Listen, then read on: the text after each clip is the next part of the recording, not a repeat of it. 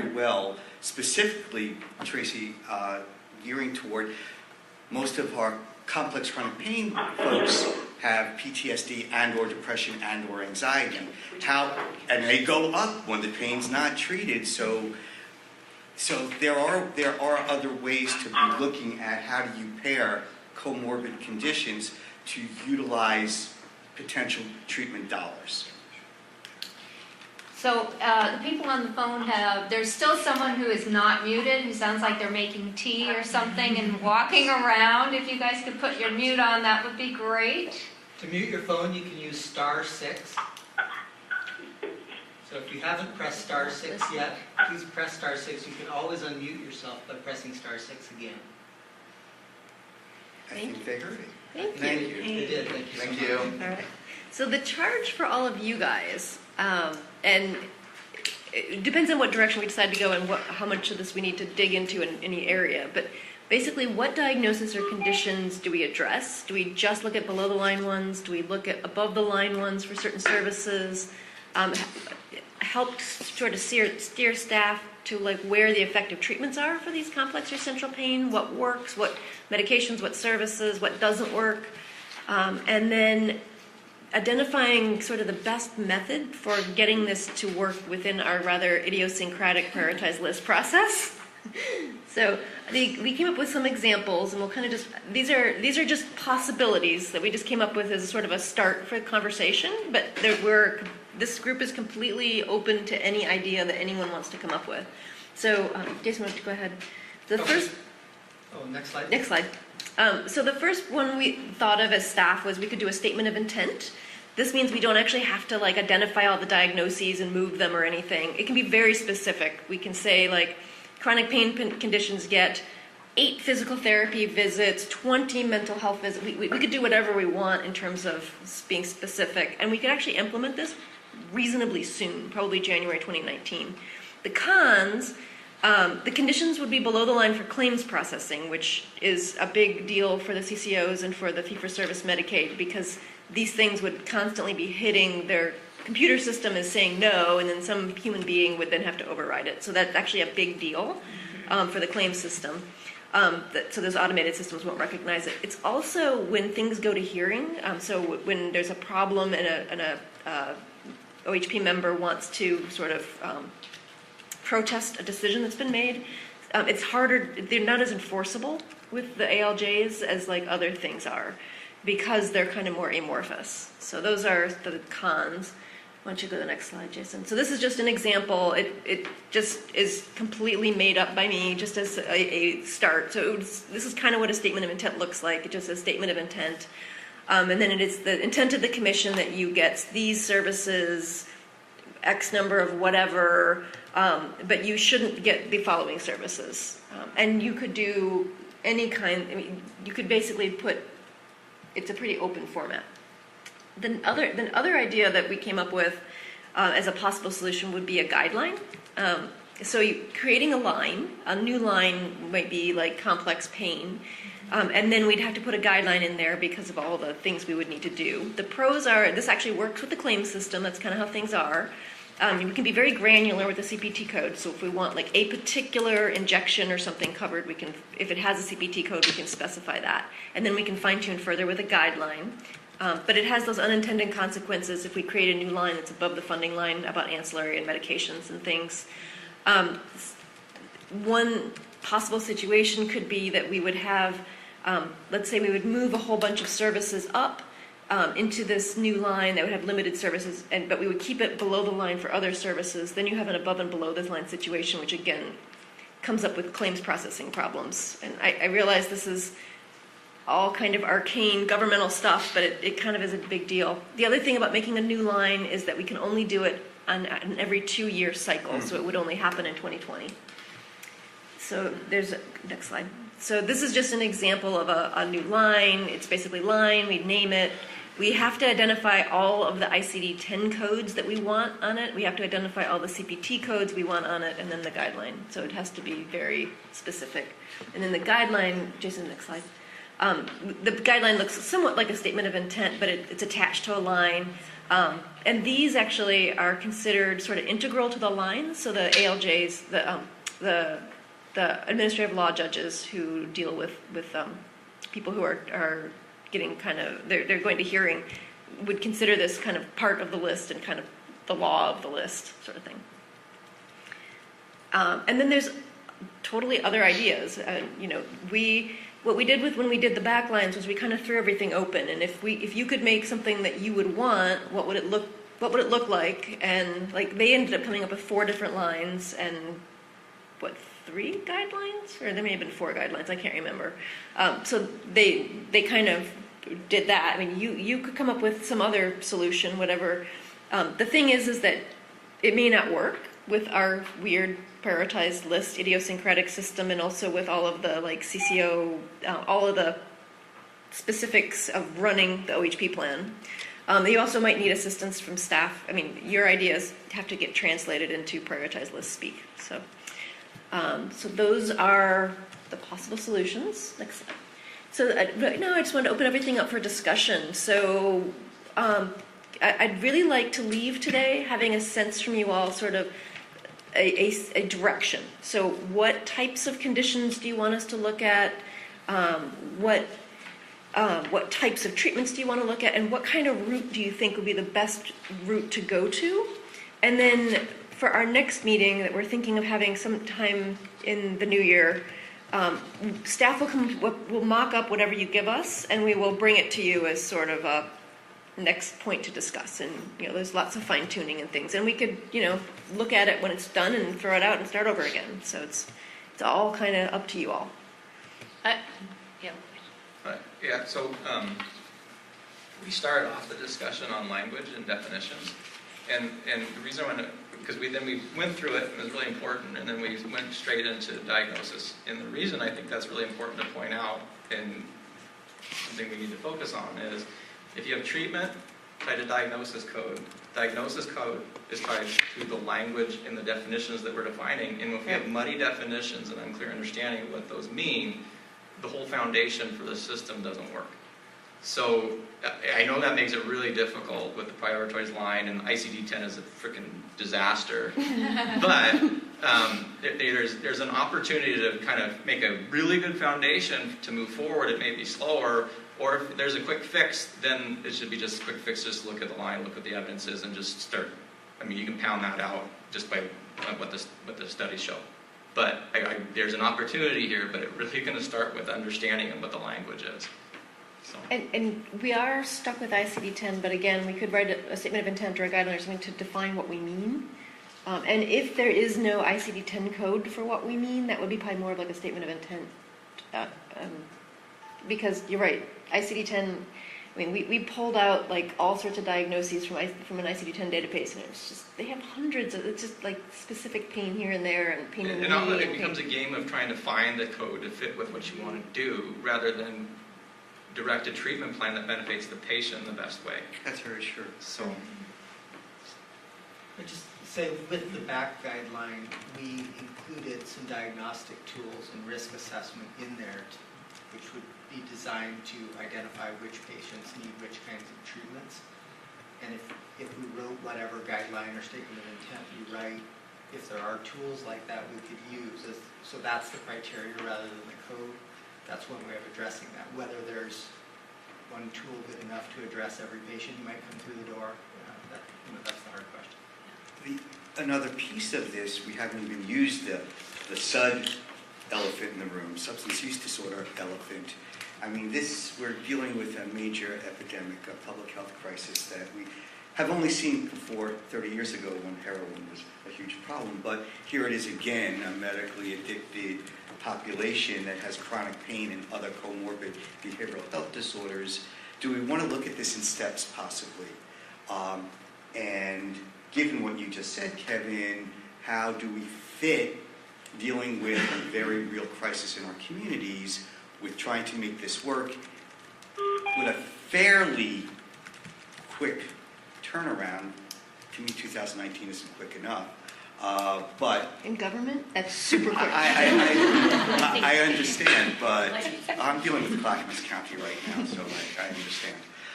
So I just want to put that out there as well. What should our priorities be? And maybe that helps look at driving a train in a short term, and we don't look at this as the be-all and the end-all. We look at this in steps. I have a question about the guidelines, the way they're written. If you could help me understand what the definition of a related disorder is. If I look at fibromyalgia, chronic fatigue, and related disorders, it's 533. But then if you go farther down the line to like 552, you find temporomandibular disorder and lots of other things that Dr. Pla has in that third column that he's calling centralized pain. So can you help me understand what related disorder is, how that's been defined? Well, I think in that case, related disorders basically mean Things that were close other in ICD-10. conditions that have similar, that are represented by the ICD-10 codes on that line. So again, like 80% of people with fibromyalgia have TMD. So would that make it a related disorder? no. So Explain it again, I'm sorry. So fibromyalgia, it was sort of, so it's also the names of lines don't necessarily reflect anything. Well, something. Okay, well-named lines, the name reflects what's there. There are other lines where there's a whole smorgasbord of diagnoses, and the actual line description is like sinusitis, but there's all kinds of like sinus polyps and sinus whatever, because we just can't call out everything. And the related disorders, I think people were kind of lumping together the fibromyalgia, chronic pain as sort of a one thing, whether or not that's a real, that would be an appropriate title. That was how that line was created. Okay, but it didn't refer to other diagnoses that commonly coexist in that condition? No. Okay, got it. So another way to put it is a condition description is an attempt to summarize all the ICD-10 descriptions that appear on that line. And so related disorders is a grab bag to describe those other.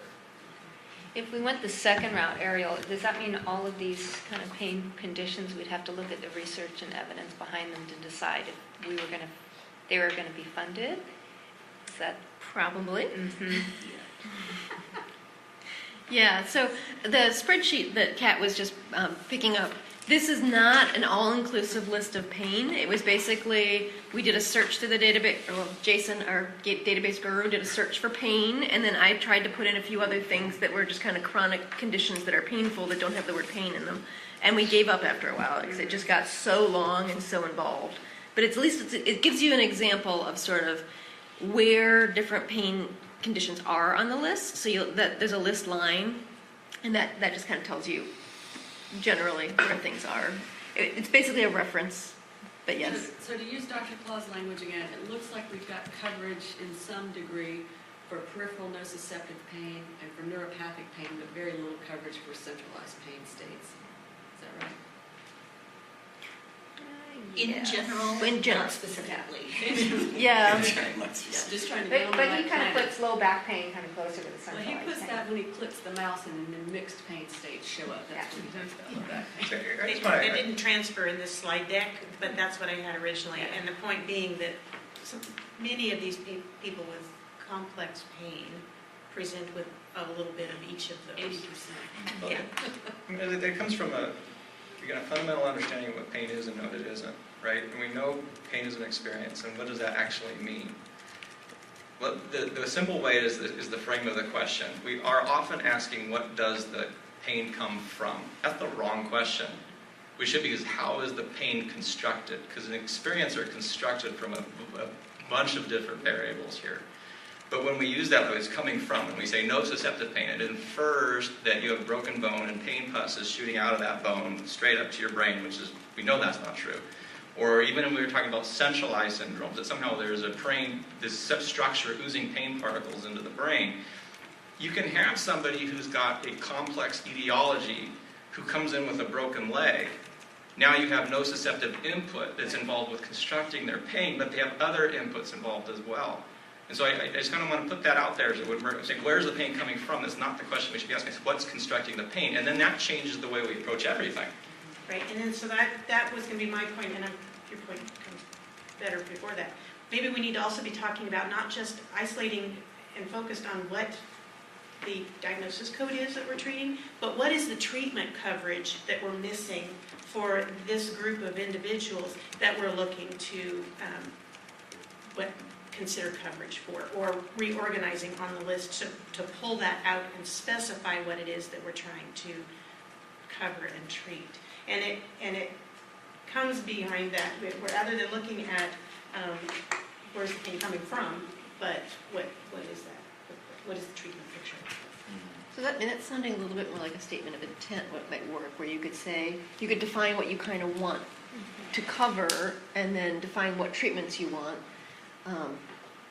And then there might be some difficulty figuring out what ICD-10s might fall under there, but at least if we put it, like with palliative care, we just defined what we meant by palliative care, and we didn't really say we didn't say any conditions, that we just said this should be covered. So you could say something like, if somebody has sort of a chronic centralized pain, they should get some limited coverage regardless of what's causing the pain. Mm-hmm. In practice, I'm referring people to, the back pain line programs that have come about when people have almost any kind of pain that's gone on for a period of time. They're going to be recommending the same things, PT and acupuncture and CBT, and it's really changing behavior and how they respond to pain. Like it goes to Kevin's point, it's when you have pain for a long period of time, it just typically affects people's function and quality of life. And so how can you improve that? But it's funneling people too, because I really don't like the definition of acute and chronic, because it implies that there are two different things. And as a friend of mine says, it's like there's this magic 3-month time interval, and all of a sudden it magically changes into something else. And it doesn't do that. And what we know that people who are at risk are going to initially, as another friend of mine said, all chronic pain starts acutely. So how is it we can think about this in such a way when you have an at-risk person, and this is difficult, the at-risk and screening tools become difficult, but people who come in with the same exact injury, they're going to have two different outcomes. It probably has nothing to do with the injury or even a lot of the treatments that we're doing initially. So how do we identify them and get them into that tool? If someone has, baseline anxiety or high catastrophizing, that would be somebody even with acute injury. We probably want to make sure that their service is available for them. Or before they have a hysterectomy. Or they have a hysterectomy. Yeah. This is Nora. I totally agree with this line of discussion. I think it's exactly the right way to go, to move away from which physical conditions we think warrant more attention, and rather looking at the aspect of complexity. And then also making sure that we're treating conditions acutely so that they don't turn chronic. But it seems like then we're getting towards the need for some kind of screening tool, which is difficult to implement. But that's what we did with the low back pain line. That was the idea of using the Start Back tool, which I don't think is being used. But that gets to some of this idea of having a litmus test for the degree of complexity in a person's condition. I think it's exactly the right direction to be going in. So, this is probably way before the horse in the barn, but what we've developed are 9 clinical profiles of people that have chronic complex pain with other comorbid situations. They get a metrics of services to choose from. There's a case rate associated with each that is evaluated behaviorally as well as medically. Treatment is then done, progress is then noted. Behavior, lifestyle change behavior is part of the key condition of here. And again, it gets back to integrating behavioral health comorbidities with physical health situations. I've yet to see a complex pain patient that doesn't have a myriad of conditions. And I don't know how we do that in this framework. I'm just still trying to get my head around. We did it, that. yeah. We allowed CBT and Right. and PT, and then there was like the comprehensive pain management or something. Mm-hmm.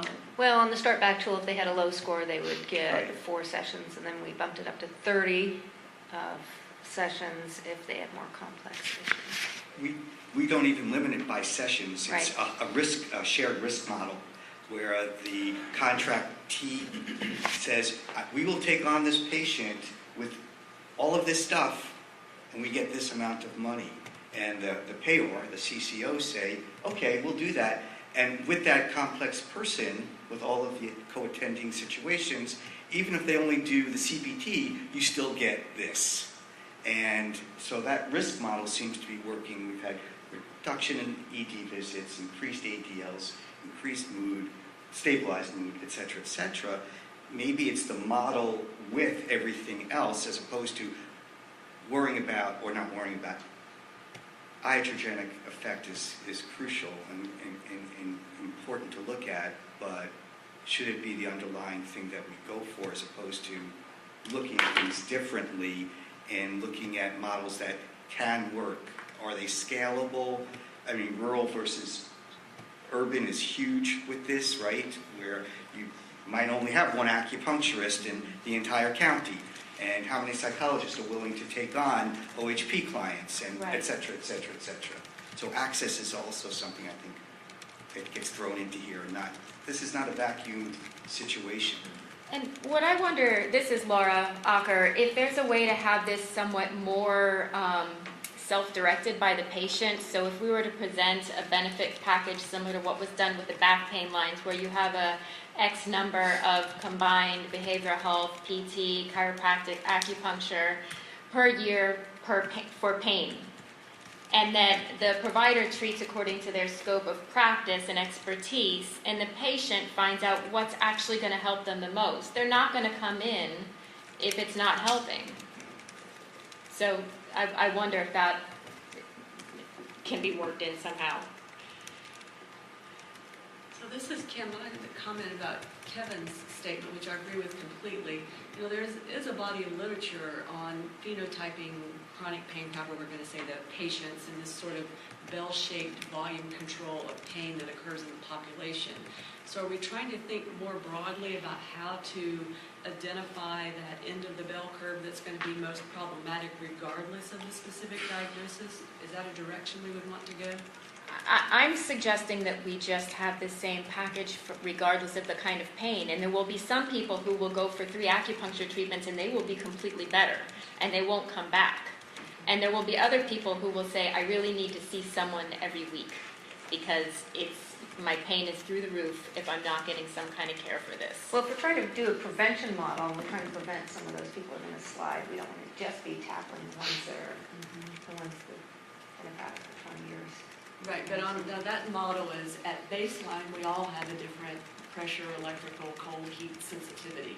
And so when we then have some sort of insult, we're more likely to move over to a worse and persistent pain issue than, say, someone that was on the left side of this bell curve and then they got their knee replaced and they just did great with it because they really didn't have the genetic and environmental predisposition to move down that curve. And I would challenge that. There's the danger with going down a phenotypic or genotypic kind of viewpoint is this, like, it's very essentialist, and it's also, again, biomechanical.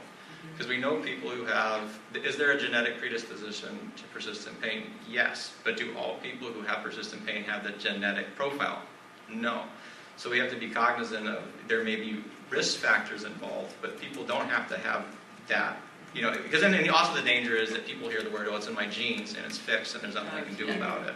It's fatalistic. It is very fatalistic, and we know from neuroplasticity, and again, the impermanence of an experience plus the impermanence of our neurons and how cell receptors turned over, this stuff can change. Which is new data. I mean, that was not thought 10 years ago. Yeah. There is the David's program, like Quest and some of the PRP programs that have popped up around the state, really that's the ideal model for some of these complex patients. So having the rehab that's up there where a person can come in, and you're right, some people will come in once a week, and some people will come in 3 times a week, and the outcomes are going to be they're all going to be probably pretty darn good, I imagine, because it's a lot of behavior change, it's a lot of repetition. So the problem with maxing out at 30, unless it's a... Yeah, and like Kevin said, it's going to change.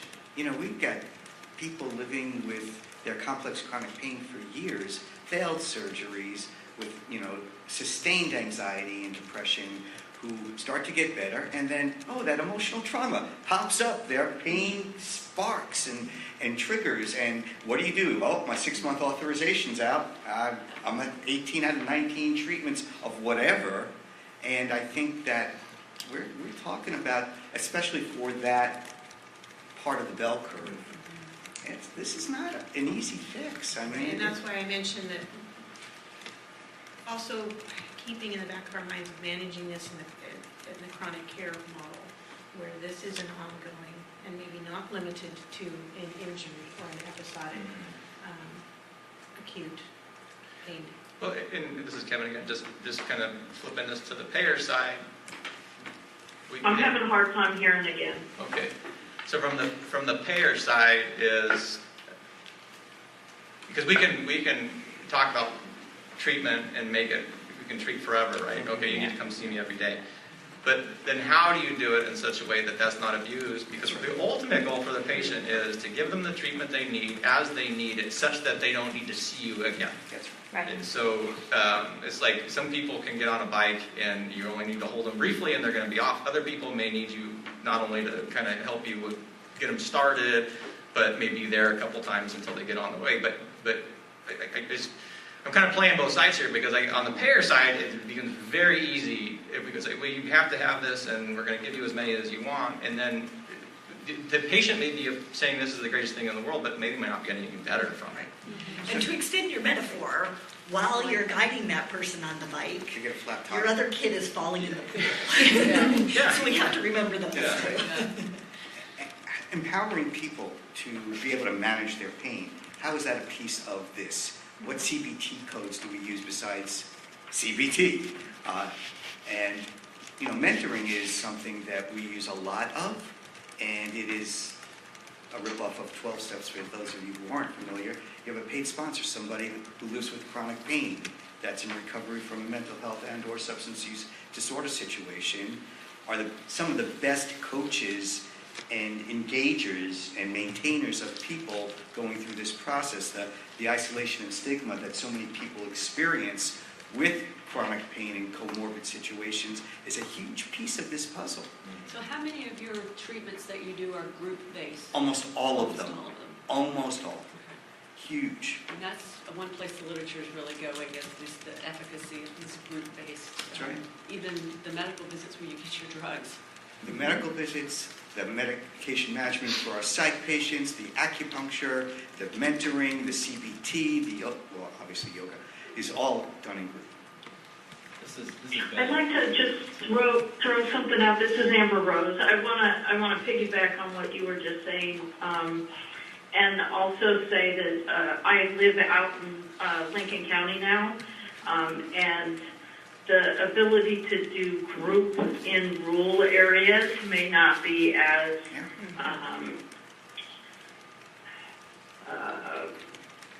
Feasible. likely. I'm not quite sure the word I was looking for, but at the same time, I think groups in and of themselves may not necessarily be the answer, but it's the isolation piece that I think that's taking, really addressing. And so I've seen groups where they haven't been done well, and Totally. the whole group starts to spiral.